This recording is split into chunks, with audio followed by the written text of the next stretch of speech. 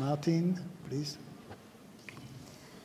So, dear colleagues and friends, good afternoon. It is a great honor to be asked to give you the news of the last 2 years regarding systemic therapy of patients with early breast cancer. And I would like to immediately acknowledge the teamwork with two of my young colleagues at my institute, Mariana and Rafael, who helped me with this review. Progress in systemic treatment for early breast cancer, as you know, has traditionally occurred through the conduct of adjuvant clinical trials, in which the treatments given after surgery are compared in a blind fashion. So these trials take many years and they are very expensive. In contrast, neoadjuvant clinical trials, with their interesting intermediate surrogate endpoint, pathological complete response, offer the hope for a faster identification of more effective drug regimens. And then last but not least, post-neoadjuvant trials focus on very high-risk patients, those who have residual disease after neoadjuvant treatment. And if a salvage treatment can be found there, well, these trials can make a big impact on patient outcome, and this is what we have seen in the last 2 years, and this will be discussed later. So, for these 3 clinical scenarios, the adjuvant setting, neoadjuvant setting, and post-neoadjuvant setting, I will review clinical trials with a clear impact on clinical practice, as well as other trials of scientific interest, starting with trials conducted in all comers, and then moving rapidly to trials focusing on special breast cancer subtypes, luminal, HER2-positive, triple-negative. So let me start with the adjuvant clinical trials of the last 2 years and focus on those which I think are influencing our clinical practice.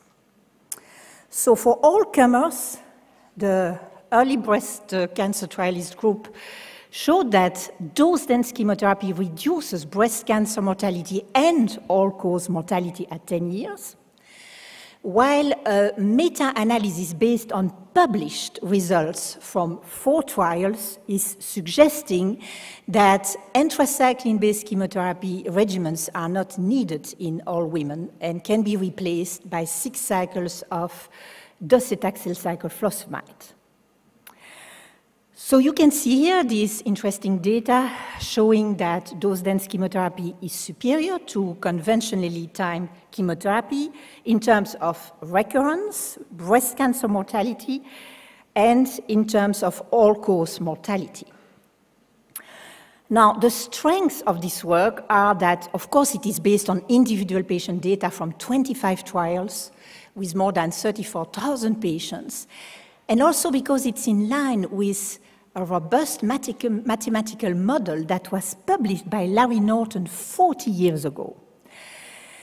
There are some weaknesses. Well, in this overview, we have the inclusion of many old trials conducted before the trastuzumab era, and these trials were enriched with patients with node-positive disease. So we can still question whether dose-dense chemotherapy is needed in HER2-positive breast cancer or in patients with small tumors and node-negative disease. Obviously, I have no time in these 20 minutes to start discussing these trials which attempted to show the non-inferiority of 6 cycles of docetaxel cyclophosphamide compared to the more traditional sequential anthracycline taxane chemotherapy or combination TAC chemotherapy. And in the interest of time, I'm just showing you the results of this meta-analysis that encompasses more than 12,000 patients, and that is suggesting that in terms of disease-free survival and overall survival, we can prescribe these 6 cycles of TC with perhaps the exception of the highest risk patients, those with ER-negative disease and with axillary nodal involvement. Now, here are the disappointing news about 2 very large trials which turned out to be completely negative. TANGO, which explored the introduction of gemcitabine in the sequential anthracycline taxane regimen, and then DCARE, which explored the addition of a very aggressive schedule of denosumab to conventional treatment. Well, you don't need glasses. You see, these curves are totally superimposable.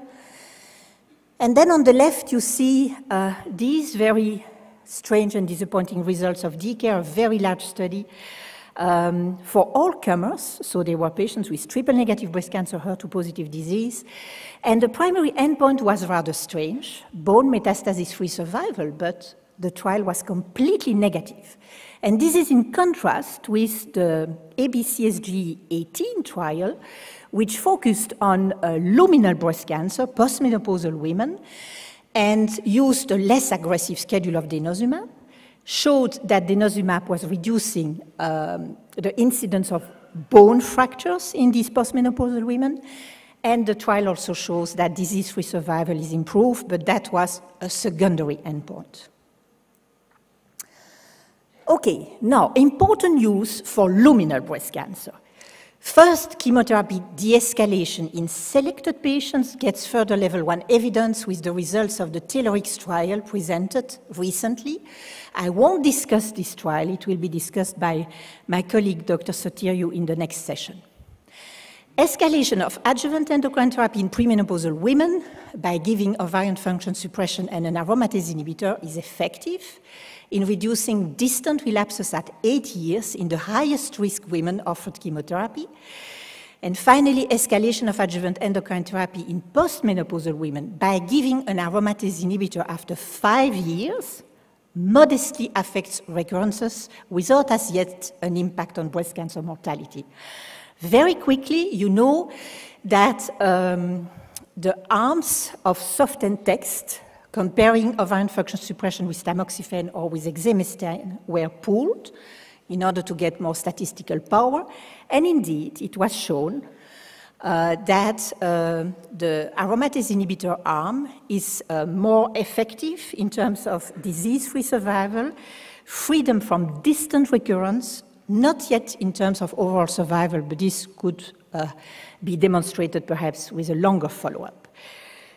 The magnitude of the benefit, however, is relatively modest.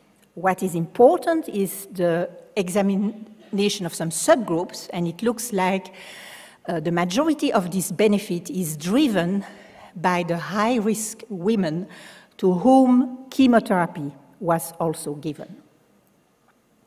Extension of adjuvant endocrine treatment beyond 5 years with an aromatase inhibitor given for 2 years, for 5 years continuously, or 5 years intermittently, has been explored in many, many trials. I borrowed this slide from Michael Gnant.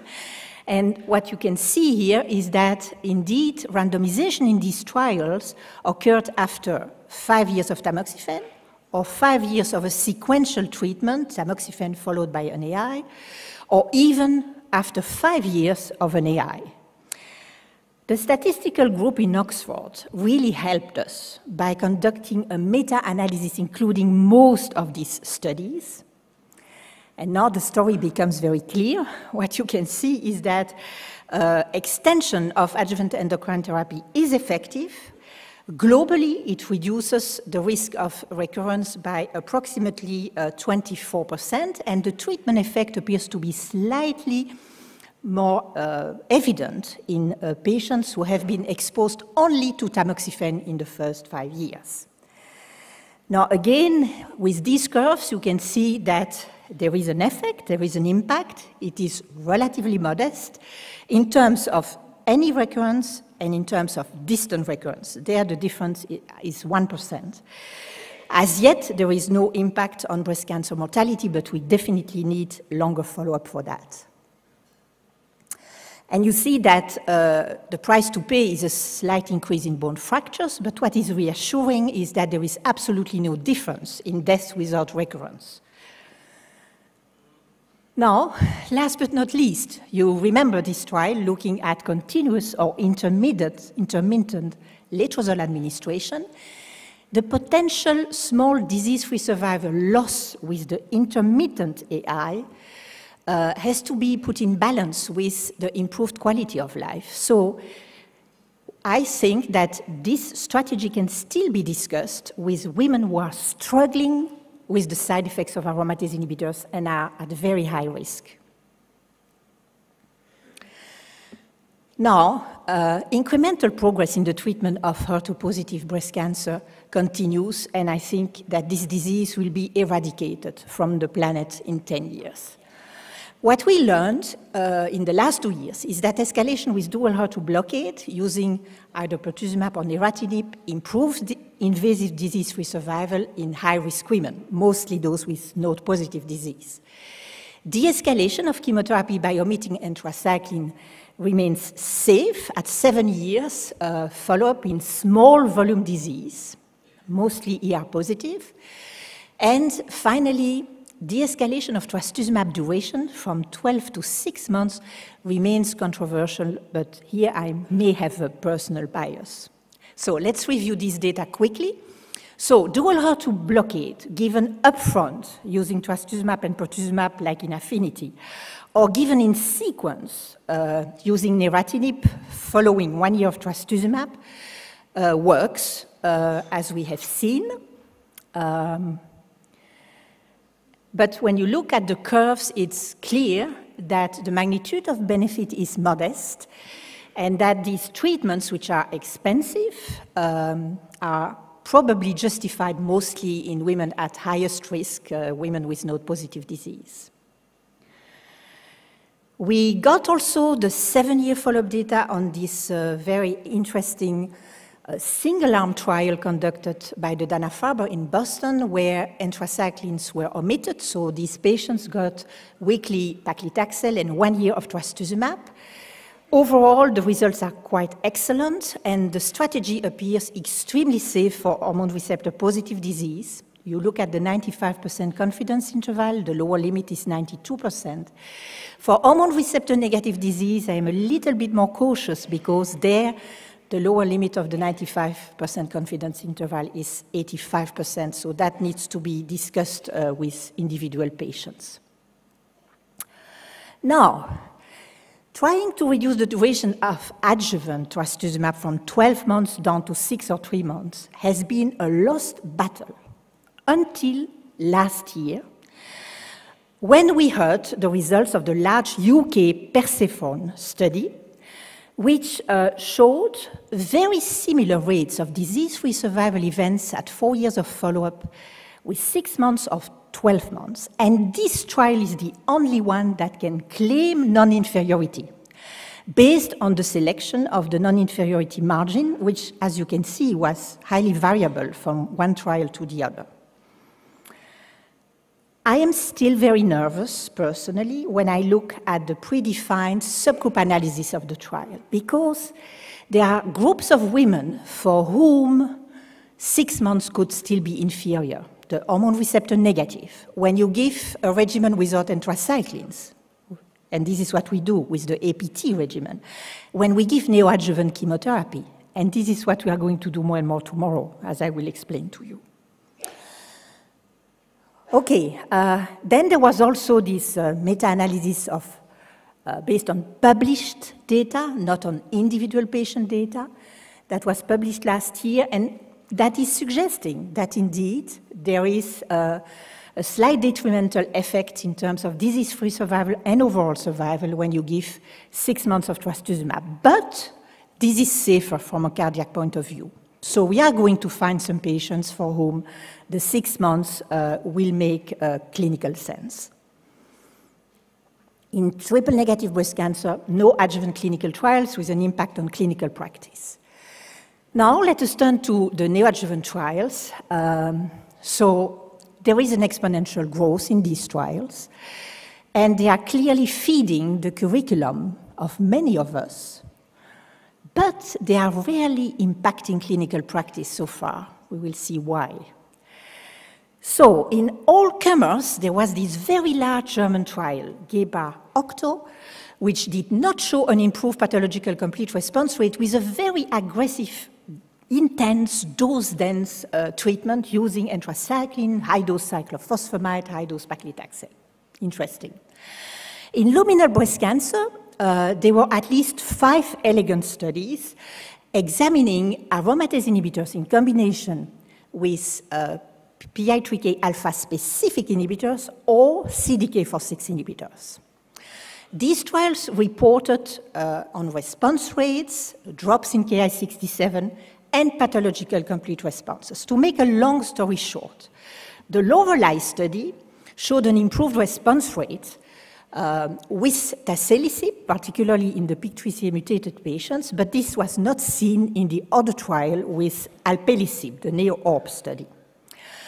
Among the trials exploring the addition of CDK4/6 inhibitors to an aromatase inhibitor, the most elegant one I thought was NEOPAL, because this French study compared an aromatase inhibitor and palbociclib to chemotherapy. It's not a large study, but it tells us that in terms of anti-tumor activity, the two treatments are very similar, which I think is interesting. Now, this very elegant UK trial, POETIC, as you know, failed to show a benefit from perioperative administration of an aromatase inhibitor compared to the traditional administration after surgery. But it showed a very strong prognostic value of measuring Ki-67 in this preoperative window when you give an aromatase inhibitor. So Ki-67 was measured at baseline and again at surgery. And if you look at these curves, what you see is the outstanding prognosis of women who have a low Ki-67 at surgery after 2 weeks of an AI. And I was expecting this trial for a long time because I thought this is perhaps an historical trial because it will perhaps allow us in the future to remove from adjuvant trials women who are doing so well with endocrine therapy, that they don't need chemo, they don't need a CDK4/6, they don't need everolimus. But then I saw this. The post-surgical treatment was left at the discretion of the treating physician. So it was not standardized, which means that some of these patients were getting chemotherapy. And that is, I think, a pity, because for that reason, I am not so sure that POETIC will help us in becoming clever at the way we design our future trials. For example, PALAS, 5,600 patients, where the selection is based on anatomy and not on something which is biologically relevant. Okay, in HER2-positive breast cancer, a lot of neoadjuvant trials. I counted 8, and maybe I missed 1 or 2. The most interesting ones are the last 4 because they made a further selection according to the expression of hormone receptors. So very quickly, what you can see is a high PCR rate in an ADAPT study with TDM1, with or without endocrine treatment in the triple-positive subset. In the same triple-positive subset, fulvestrant, palbociclib, and dual HER2 blockade give a 27% PCR rate. And finally, in another ADAPT trial, you see this interesting PCR rate with just the 2 monoclonal antibodies, trastuzumab and pertuzumab, but adding just a taxane is multiplying the PCR rate by 3 almost. So it tells us that it will be difficult to completely get rid of chemotherapy in HER2-positive breast cancer. In triple-negative breast cancer, there was again a meta-analysis based on published data looking at the need to add platinum or not to neoadjuvant chemotherapy. It's unbelievable that we have not been able to answer this question in 30 years. It's a total shame. And there we are with a PCR which is increased by platinum, but no effect on event-free survival and overall survival in 2,000 patients. Perhaps if we have 4,000 patients, we are going to see an effect. Then the very elegant brightness study was a little disappointing. So it compared sequential anthracycline with paclitaxel or paclitaxel plus carboplatin or paclitaxel plus carboplatin plus a PARP inhibitor. In triple-negative breast cancer, 15% had BRCA mutations, and the PARP inhibitor did not improve the PCR rate over the taxane and the platinum. And finally, this very small but intriguing study conducted by the MD Anderson group, where they gave a PARP inhibitor alone to women with BRCA-mutated cancers, and they observed a strikingly high PCR rate of 53%. To end, the post-neoadjuvant trials of the last 2 years have made or will make an impact, a dramatic impact on clinical practice. Well, they are here. So one in HER2-positive breast cancer, the Catherine study, a very large study, as you can see, 1,486 women. And then the CREATE-X trial, which was a trial for HER2-negative disease, the results of which were striking in the subset of triple-negative breast cancer. And we are going to quickly summarize these 2 studies, starting with CREATE-X. So CREATE-X tested the administration of 6 to 8 cycles of capecitabine to women with residual disease after neoadjuvant chemotherapy. You see the overall results, so it was a positive study, but the most striking results were in the triple-negative breast cancer subset. You see the big difference, even in overall survival, in only 286 patients, and although this trial was conducted in Asian countries, it has been influencing the guidelines all around the world. Now, this trial, Catherine, I think is more solid because it's focusing on one subtype, and it's a very large study, and it tested the administration of TDM1, an antibody-drug conjugate, in patients with residual disease after neoadjuvant chemotherapy and HER2 blockade, mostly trastuzumab, but also trastuzumab and pertuzumab. And what we have seen there is impressive. So this trial probably gets the Oscar of all the trials between 2017 and 19. And you see this 11% difference in absolute terms in invasive disease-free survival and an almost 7% absolute difference in distant disease-free survival. There is as yet no impact on overall survival, but in itself, I think that this is very, very impressive. And, well, this is my view. It will be discussed on Saturday, I'm sure, on the treatment algorithm for this disease as of January 2019. So what I think is that adjuvant therapy will only be ethical in low-risk HER2-positive breast cancer.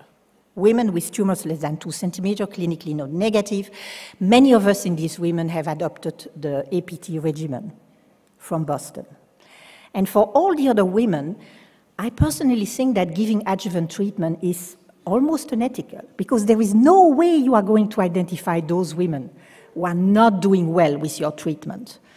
So I think neoadjuvant treatment will become the recommended treatment. If there is residual disease, TDM1 will be given. I hope this is going to happen quickly. And for the PCR patients, we still have a question. Right now, we should probably continue the same anti-HER2 therapy that was given prior to surgery. But if you think about, it's nice, but the standard of care then for these women becomes 5 months of neoadjuvant chemo and HER2 blockade, and in case of no PCR, 11 months of TDM1. So this is a very long treatment. So for those of us investing energy in clinical trials, I think that we need to make the distinction between these groups of patients, those who are going to do well and those who are not going to do well earlier. And we probably have ways to do that by using biomarkers, imaging biomarkers. So this is what we should pay attention to in the next few years. As more women will require neoadjuvant systemic treatment, there is an urgent need to reinforce breast cancer care in the context of breast clinics. So this is not the time to give a political talk, but the situation in Europe is not good at all, and in my country, it's a total disaster. Take-home messages. So we discussed 3 clinical trial scenarios: adjuvant, neoadjuvant, post-neoadjuvant. Adjuvant trials, I find them boring, and they take too long, and I think they are going to be buried progressively, except for some questions like de-escalation, perhaps. And I think they are becoming unethical for high-risk women, because you give the treatment blindly and you understand nothing. Neoadjuvant trials, of course, are very interesting for your CV. They will continue to be food for thought, but we need now to start powering these trials for event-free survival. And as I told you, I think they are becoming a must in routine clinical practice for high-risk women with triple-negative breast cancer and HER2-positive breast cancer. And the post-neoadjuvant trials, of course, have been most powerful in impacting clinical practice in the past 2 years because, and this was lacking before, we have identified powerful salvage therapies, and I hope we will identify other such therapies in the future. So I want to thank, of course, our patients, their families, all clinical trial investigators, the huge efforts of the EBC-TCG in Oxford. You know that Richard Pito is retiring, and so I hope that this excellent collaborative work will continue. And that's it. Thank you very much for your attention.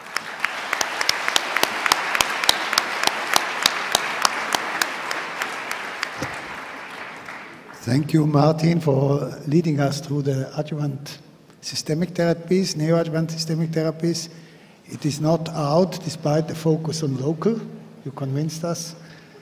Are there questions?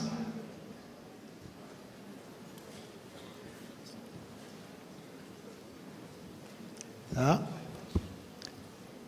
Microphone number 3, please. Dr. Piccart, thank you very much for a wonderful talk. I wanted to ask you, given that the 2 years of HERA didn't do anything in contrast to 1 year, do you think the effects of the extension of TDM1 and the CreateX is mostly a chemotherapy effect? Do you think it's the type of chemotherapy that works, since it's, after all, linked to Herceptin, more or less? Thank you. That's an interesting question, and I didn't think about that. You know, perhaps for HER2-positive breast cancer, you have a part of the patients who are able somehow to activate their immune system with the antibodies, and they are going to do well.